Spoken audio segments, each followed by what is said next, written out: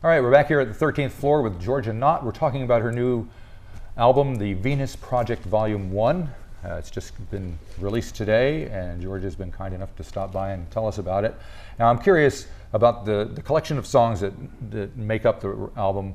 Were they written with this project in mind? What came first, kind of the chicken or the egg thing? Did you have the idea for the project and then write songs to match it, or vice versa?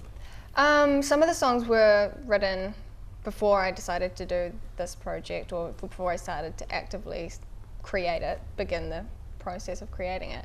And then a few of them came after, when I started collaborating with other women, and but a few of them, like Numb and Need a Man and Won't Hurt, they were all kind of songs that I had sitting there that I was like, these don't belong with Broods, they belong with something that I want to do differently. And then when I decided to do an album with solely female woman collaboration, it felt like that was the perfect place for them to be, so it all worked out great.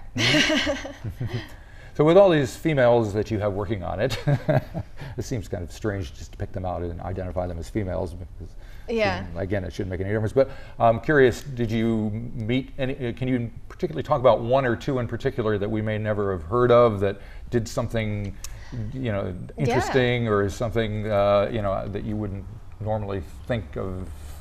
Like women, you never hear about women producers. I mean, you can think of the great producers in music history, and there's not a female name among them. So, and I'm sure mastering engine, you know, people and all that is the same way. So we're all there, but we're just not getting the, I guess, the light shone upon us, and the opportunities to be like seen as the top of the ranking when it comes to what we have to offer.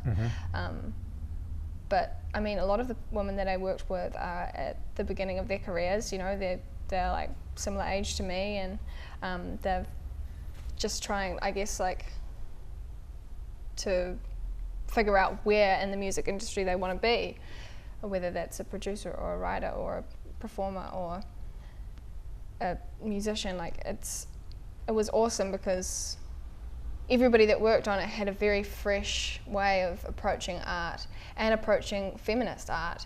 And it was awesome, because I feel like nobody had tainted their idea of what they could do yet. I worked a lot with Camila Mora, who plays keys for Broods, on tour, and this is the first album that she's produced, and it was awesome, because I think there was no expectation to, you know, be something that people could play on the radio or digest easily. You know, we didn't have that in mind when we were working on it. We just wanted to approach it with just solely to express and to follow our instincts and to do what we felt was cool and what we felt was beautiful. And it was awesome to not have to feel like we had any outside opinions or influences telling us what we could or couldn't do, or how we. And when you say outside influences, are you basically saying any male voices? I think like more, because it's an independent record, like not having like a label saying, can you make a radio hit, please? But was it different for you not having any males in the room, you know, working on the stuff with you? Is it a different atmosphere for you as an artist when you're in the studio, say, and does it alter things? Yeah, I think I was actually explaining it just before, and I think it was the best way I've explained it yet, is because I've been thinking, I was like, well, I know it felt different because I feel different, but how do I explain it?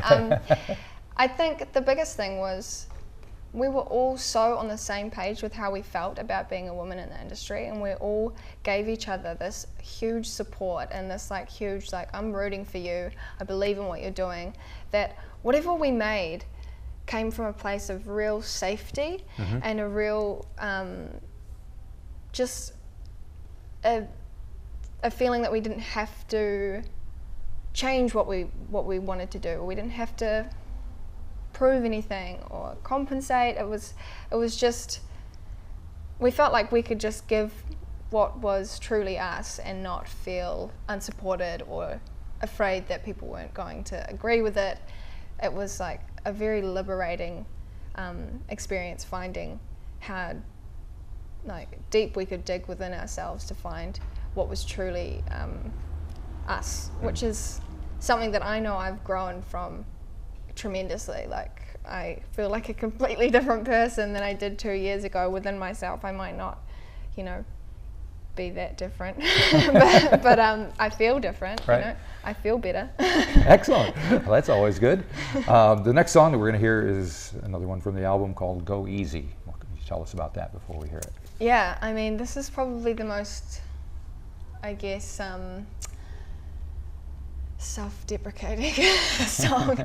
This song really speaks about how vulnerable you can be, and feeling like you're not good enough for anybody, and feeling like you just can't be anything positive or have anything positive to give. And there have been times where I felt like I was trying to balance who I wanted to be as a person, who I wanted to be to all the people that I love, and who I wanted to be to fans and in my career, and trying to figure out how I could be true to myself in both areas is hard, and it's overwhelming, and it's exhausting, and you're being pulled and pushed in all these different directions. And so this song is about when I felt like I wasn't able to do anything in either of those because I wasn't being true to myself in either of those. So that's what the song's about. Alrighty, let's hear it.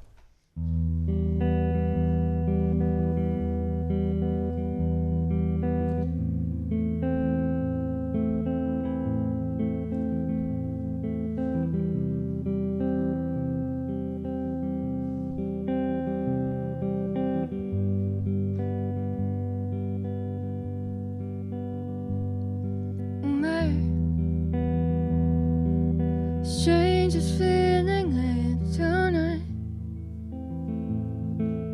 Looked into my own eyes, and I didn't recognize.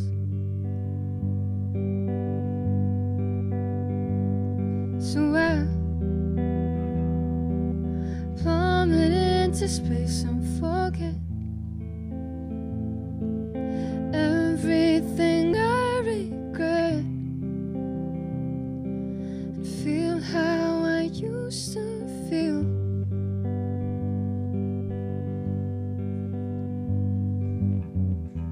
On and on, on and on. Don't save me when I fall.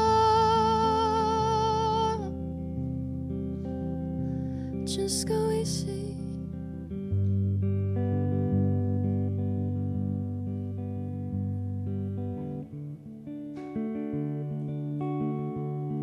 Go easy on me. I know I'm not what you need, but am I still what you want?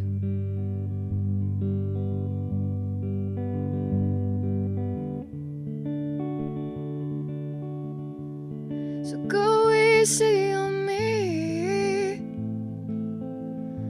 Do you wanna be free?